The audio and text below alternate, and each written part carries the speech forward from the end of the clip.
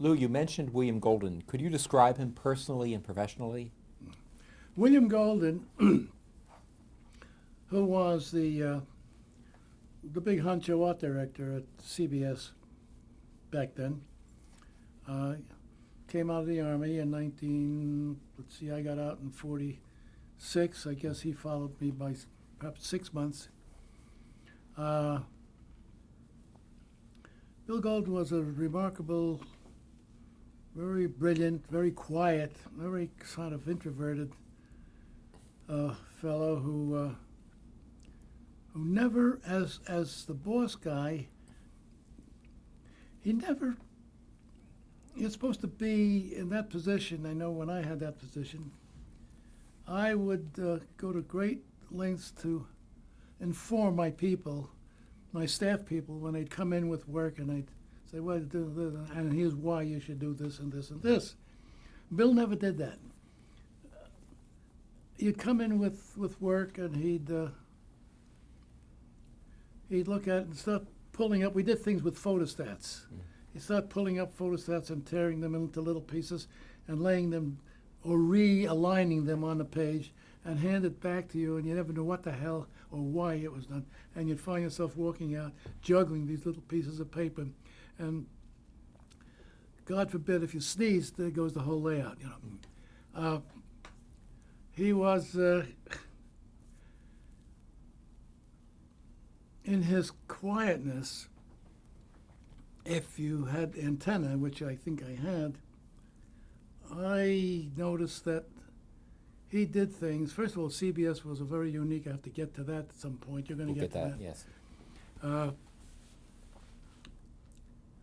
Bill would do things that nobody asked for.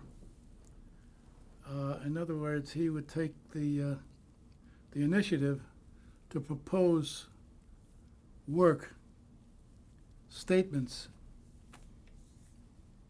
in print, let's call them advertising or promotion.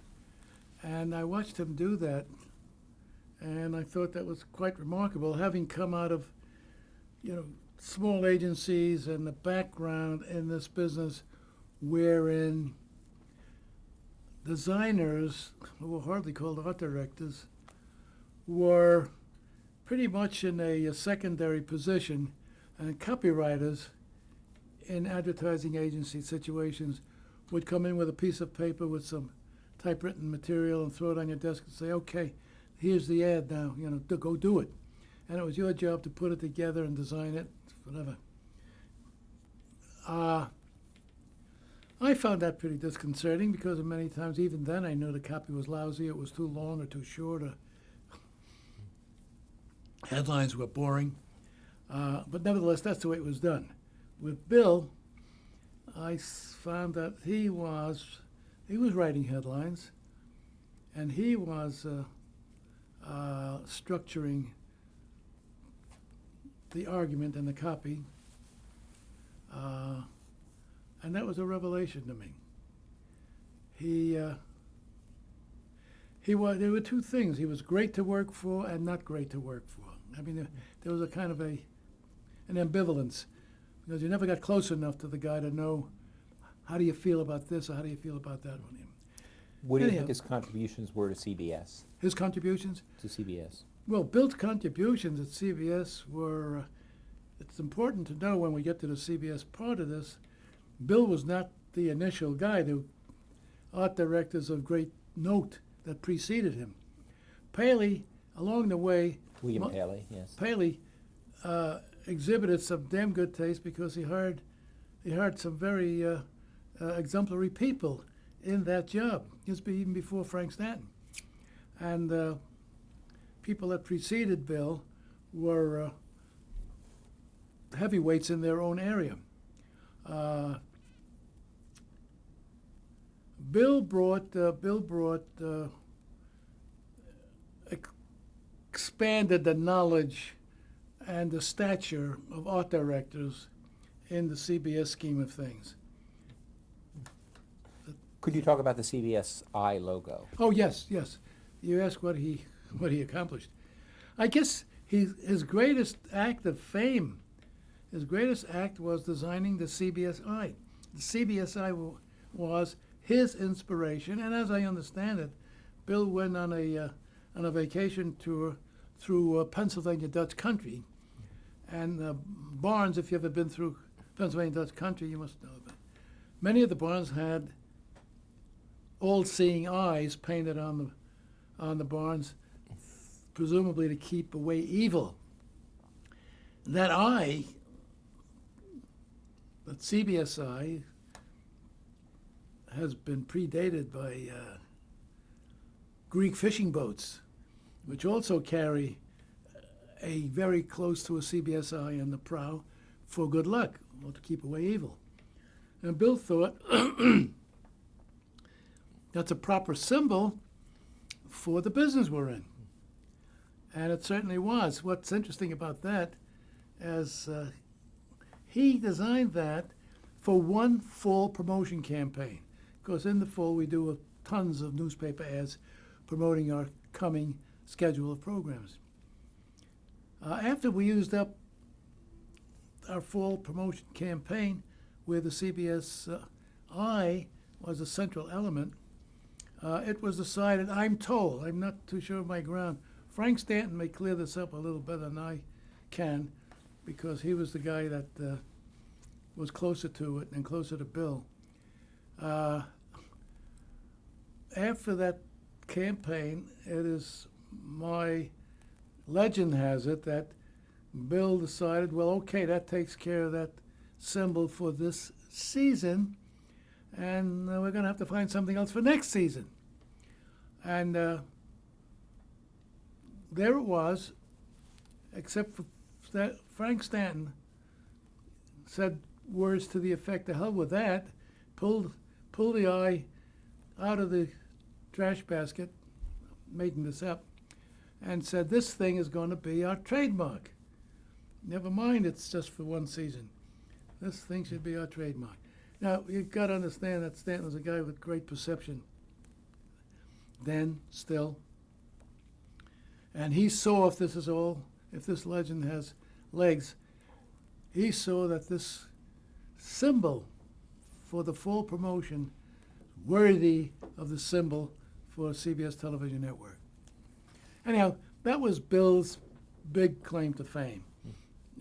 Well, you mentioned Frank Stanton. I'm sorry. You mentioned Frank Stanton, CBS president. Yep. When did you first meet him? I met Frank Stanton when I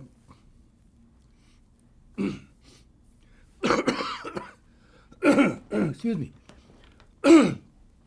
When I finally joined CBS, when Bill Golden hired me, we had then, we still do, I say we as though I'm still part of the Gestalt, which is not so. We did a fall promotion for our affiliates. And Bill handed that whole fall promotion thing to me, an aspect of the fall promotion.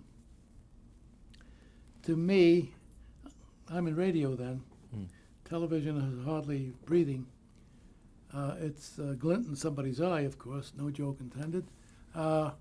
And what I was to do there at this fall gathering of our affiliates is to design visual displays and exhibits for our affiliates that would, those displays and exhibits were to make with greater ease a way for whoever it was on our side, on the CBS side, whoever it was that would be delivering the fall promotion schedule could point to this exhibit I had designed in such a way, three-dimensional calendar kind of thing, difficult to describe.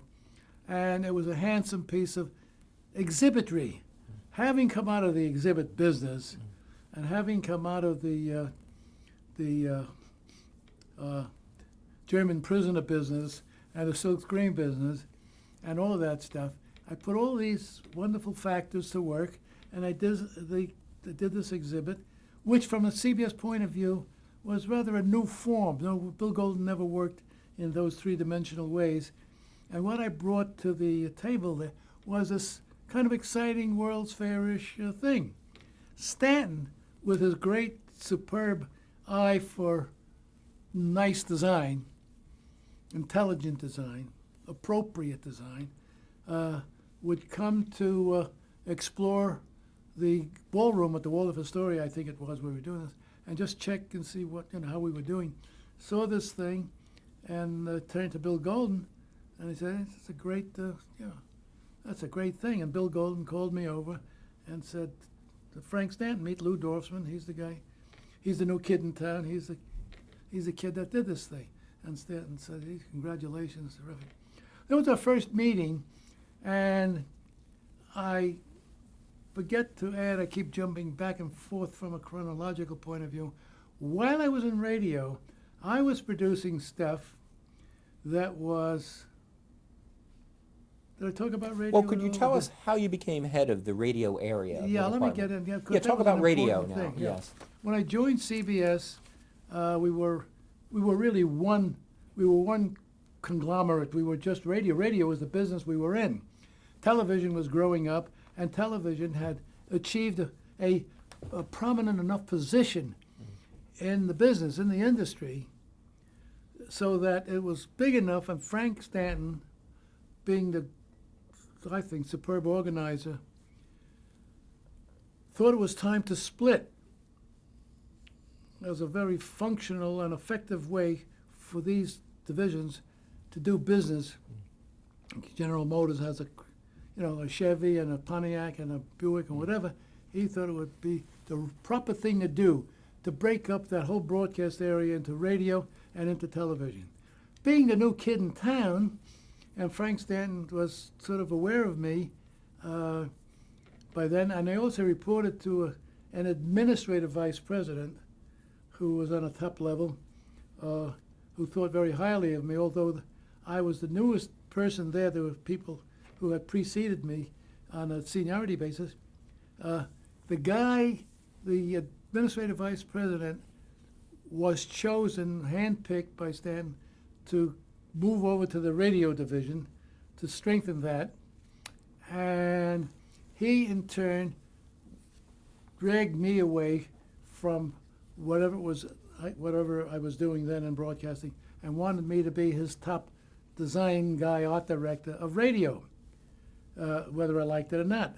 And they pulled me over there, and to me that was a very challenging opportunity and experience, because I had never been, still a kid then, I'd never been in charge of a whole advertising, design, marketing gestalt. And here I am in radio, which, I add hurriedly, is slowly shriveling up and dying in the face of television, which is just growing, in leaps and bounds. And so I have this sort of negative position in radio, which is shrinking. Television is growing. And within that negative situation, I am, as they say, in charge. I'm turning out some very, very exciting advertising concepts and design and promotion, because something happened to me as I went into radio. I stopped having lunch with my other designer friends on the outside world and started to do something boring.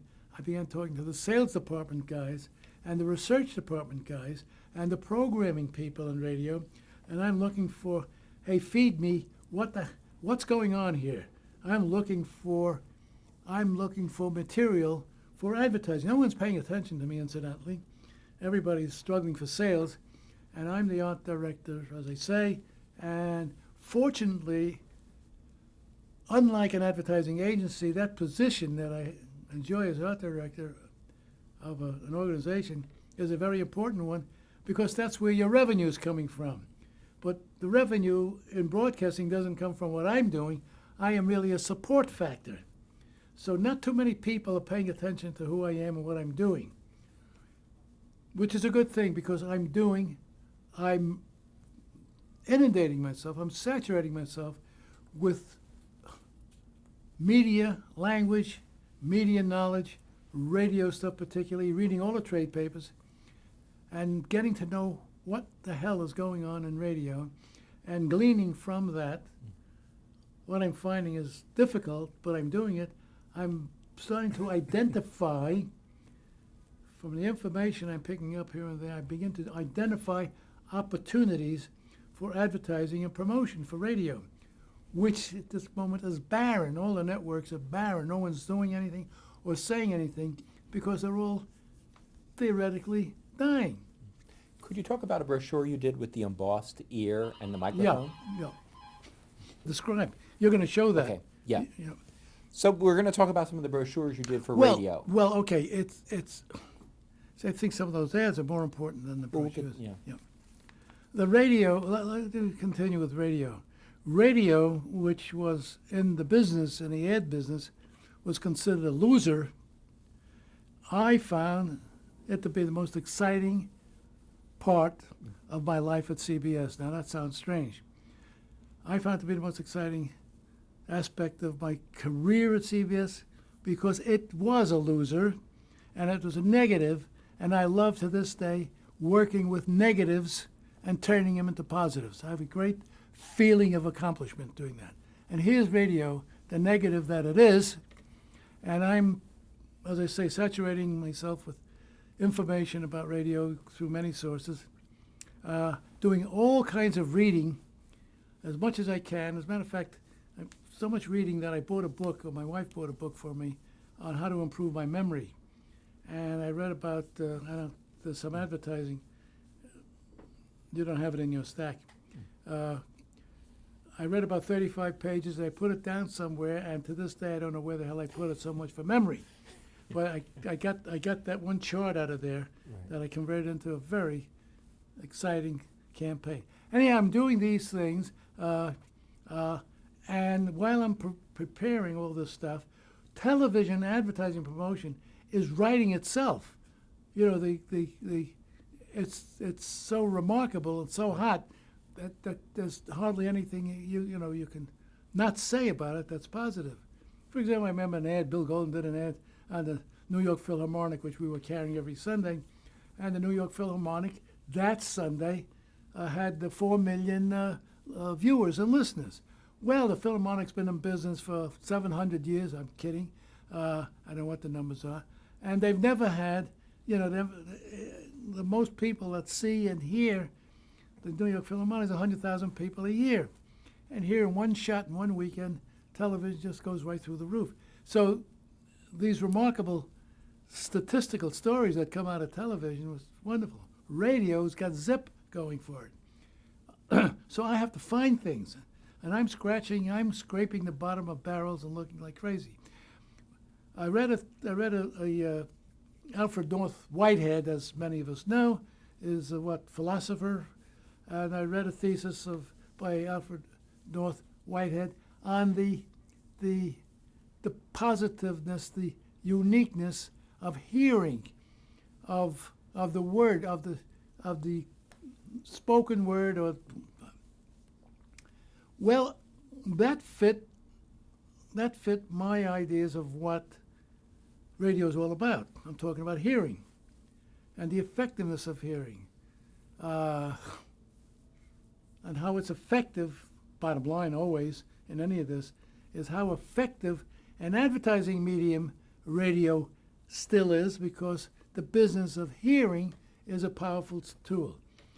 So I saw this Alfred White Northhead piece, and I did what then and still today is a very handsome visual piece. Where I embossed the ear and the microphone. You got to see it to believe it.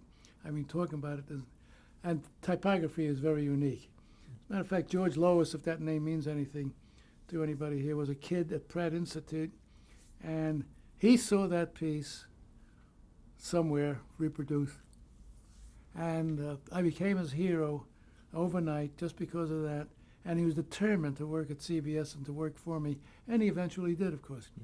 There were some other campaigns, the Busy Market The campaign. Busy Market campaign, the way, I underscore once again how effective as a learning experience for me radio was. It really gave me a sense of power in advertising conceptually. Design I accepted, the art direction part, but conceptually, the fact that I spent, excuse me, this experience in radio made me into a marketing person. And at that young age, I became a guy of kind of a Philistine. I was interested in making sales because the success, radio success or broadcasting success, American success means selling stuff, marketing. And so I became a pretty sharp, I was told, marketing guy and a conceptual thinker in those terms. Remember, radio was on my mind on a day and night basis, and my antenna was always out for it. And I recall one, and I'm, as I mentioned before, I'm getting lists from the sales department of advertisers and products being advertised on radio. As skimpy as it was vis-a-vis television, it was still impressive sounding and impressive looking. Anyhow, my antenna's out. I went supermarket shopping with my wife on a weekend, probably on a Saturday, parked the car in a parking lot, and we came out carrying a bunch of stuff, bundles of food.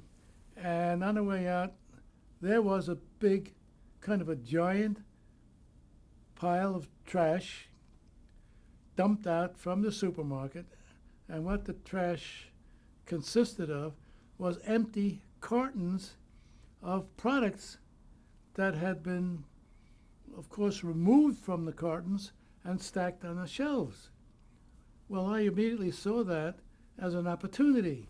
To me, the opportunity said right off the bat, one, interesting visual way to show a list of products being sold on radio rather than just a boring list.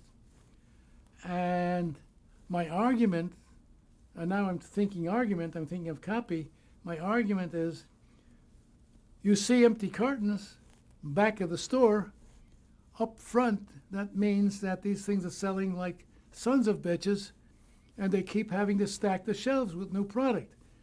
And you know why they're selling like a son of a bitch? Well, one of the reasons they're selling everyone, I didn't put it in those terms, my headline was Busy Market, and when you look at back of the store, you see this thing, you know that they're selling stuff up front.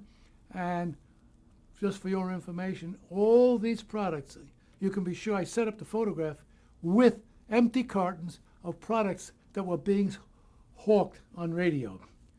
I gathered all these cartons, empty cartons together, put them in a stack, got a beautiful photograph, just a mountain of stuff, and simply said, well, evidence, this is evidence of how stuff is moving off the shelf in the supermarket. Now all these products are being sold on radio. Good argument. Half bullshit, but good argument. Yeah. I mean, because these same guys are on television and in public. These same products are on television and in magazines and in newspapers.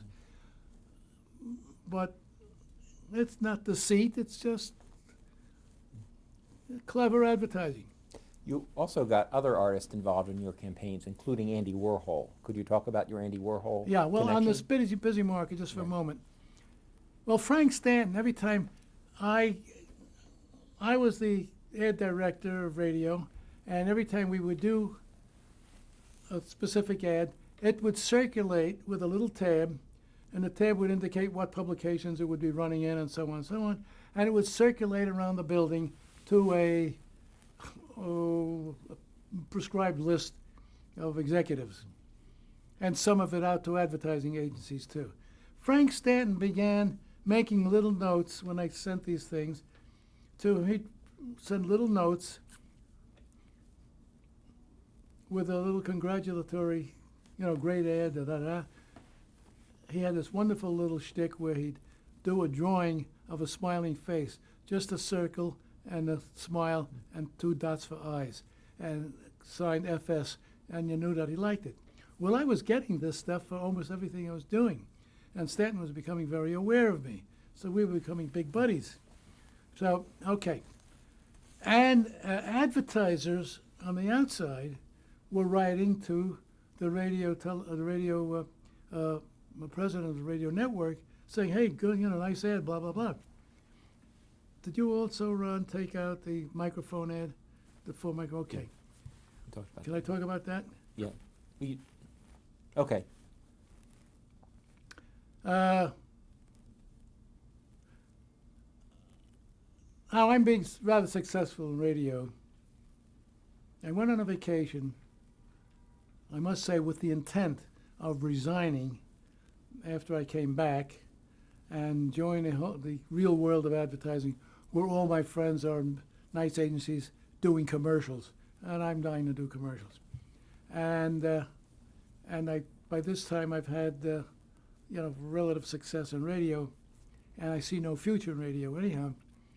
And so I went on a vacation for about a month. I came back, and I called the guy I report to, this big administrative vice president, and I asked him, hey, I'm back, what's new? And in his cynical, negative way, which is what he was, he said, nothing. I said, well, how's business? He said, business is terrible. I said, we're not selling anything, nobody's buying, what's happening? He said, well, he reluctantly says, well, yeah, Pepsi-Cola bought some radio time. I said, so what's wrong with that?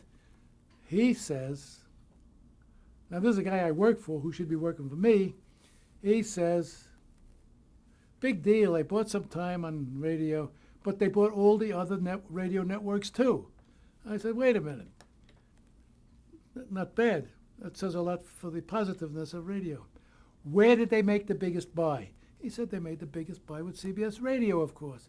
I said, Jesus, it's a terrific, for Christ's sakes. It happens that I did a big freelance job for the advertising agency somewhere that spring for, I forgot the agency. They had the Pepsi account, and the slogan for that fall promotion for Pepsi was Be Sociable. And right away I connected Be Sociable with this fact that this dull guy gave me, this dull vice president guy that was my boss. And there were 4 radio networks, NBC, ABC, Mutual, CBS. I put 4 microphones together with the call letters, CBS, NBC, blah, blah, blah, and a giant bottle of Pepsi-Cola with 4 straws in it. And the headline, Be Sociable. And my copy line is, who knows more about advertising than Pepsi? I mean, they're the pros. If anybody knows, well, you know what they did? They bought radio. Not just radio. They bought all 4 networks. All 4 radio networks. Well, but of course, they bought the biggest buy was at CBS. So, very successful. Pepsi wrote a letter to the president of the radio network. Frank Stanton got everybody saying, boy, what an ad. What a terrific ad for radio. And the agencies are beginning to look at radio. So I'm doing the job I'm supposed to be doing. So it's been one kind of successful thing after another. You got another one I want to talk about? I think the tape is Cut. about coming to an end.